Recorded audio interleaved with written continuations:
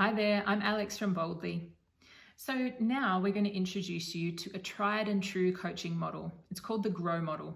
You'll speak with professional coaches and manager coaches alike, and they'll all talk about the GROW model. There's a reason, it works. So this is a model that you want to be bearing in your mind as you're in the conversation with your supervisee. The G stands for goal. How do we make sure that before we start a development conversation, before we start coaching, that we're anchored on what it is we're trying to achieve? How do we define that? We then move forward to talking about reality. What are the current situation? How are you in relation to this current goal? Where do you find yourself? You'll then start asking questions about the options, moving the individual direct report forward to thinking about what steps they could take or what the eventual outcomes would be as they work towards that goal. And then finally, the W is for the way forward. This is where you support the direct report on the actions and the steps that they will take to actually enable and enact the development that they're talking about. So I'm going to pass you to Pauline to go more in depth on the GROW model, but stick around for the end because I'm going to share a little bit more about W, which is one of the most important steps of this model to make sure you get to. GROW, G-R-O-W, goal, reality, options, way forward. This model was created by Sir John Whitmore and his colleagues in the late 80s. It has since become the world's most popular coaching model for problem solving, goal setting, and performance improvement. With its 4 deceptively simple steps, GROW has proved successful all over the world. With the G, we start off by asking questions to identify the aspirations of the supervisee. What is the performance or outcome they are motivated to achieve? Here we are trying to bring as much definition to the goal as possible. If your supervisee says, I want to get better at client meetings, the coach's role is to ask more questions to define this goal first. What specifically is it about client meeting you want to improve? And what will good look like? Through questioning, you might find that the supervisee feels they have an issue with building rapport in client meetings. Or you might find they have like a feeling of lack of confidence to speak up and make a contribution. You can see how these different objectives will have very different plans of attack to develop. So we need to use the G part of the GROW model to really dig in and define what's at the heart of their development goal first.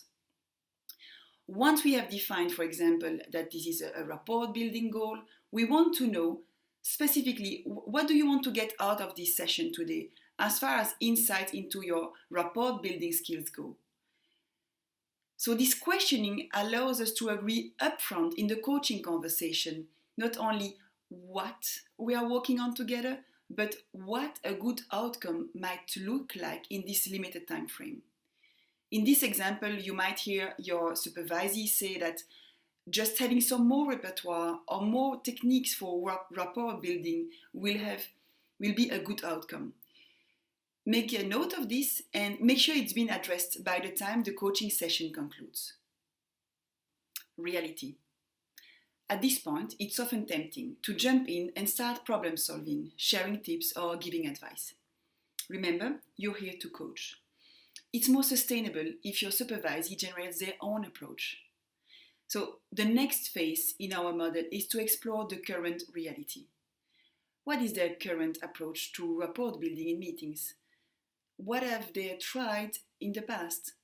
So what has worked and what hasn't? Or what holds them back from building rapport? You want to spend more time exploring the issue and understanding its root causes. With this, again, rushing to close or fix means you might be projecting your own thoughts or habits onto the supervisee. And although it's tempting sometimes when you feel you have the answer, you owe it to them just to reflect together on what the current reality is and in the relation to the goal. When we take this time to anchor more in the current reality, it actually helps us building commitment to the end result of taking action. So ask a few more questions than you might otherwise think you need to. So what are the resources with regards to rapport building?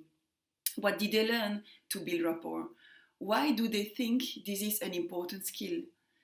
So some of the questions might sound, a little bit obvious, but this gives you material to reference as the conversation progresses. Options. This is where you want to ask questions that activate the imagination of your supervisee. What might they do to start overcoming this obstacle? And what else? And what else? You must start feeling funny asking what else, but the goal here is to generate as many options as possible.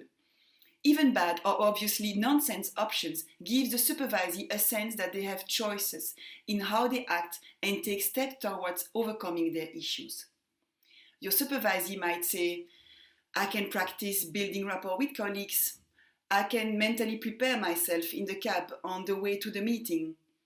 I can compose in my mind that I'm just genuinely interested in this other person. I can make a list of 3 fallback questions that generally work in building rapport with most people. So all of these are good ideas. So keep encouraging your supervisee to generate more. Specifically ask what else rather than is there anything else? Remember, because we're aiming for open questions. By giving the supervisee the chance to generate their own ideas, you're giving them a strong message that the resources rest within themselves. This is where the sustainability of the coaching model starts to do its magic. You're planting the capability for self-coaching down the track. And finally, way forward. By the time you reach the W of the model, your supervisee will be primed and ready to take action. The mental exploration you have taken them on should have built commitment to change in relation to the goal and given them a strong sense of their own agency to develop. With the way forward, you are asking how they intend to act, but get very specific. You are the accountability partner here, so make sure their way forward sounds reasonable and specific. You can ask, what steps will you take now? What comes after that? When will you do it by? How will you know you've been successful? How committed do you feel to getting this done? Throughout, you can see your job is question asking and taking the supervisee on an arc of self-discovery. You might need a coaching template in front of you to start, and then you'll graduate to just having grow written on a piece of paper to remind you how to move through the model and get a resolution for development. Before long, you'll find grow is embedded in your own way of thinking. Now, Pauline's shared with you some great examples of the G, R, O, and W. You will find through your coaching shadow sessions and as you're working with your direct reports on the job that this is just going to be like riding a bicycle. At first, you will have GROW at the front of your mind and you'll be thinking, where are we in the model? Have we talked about the goal? Am I up to the options? But after a while, you'll find it just becomes very natural, becomes a cycle that you're moving this individual forward. You're letting them sit in each stage long enough to explore their options and come to their own conclusions before you gently nudge and support and enable them to move to the way forward.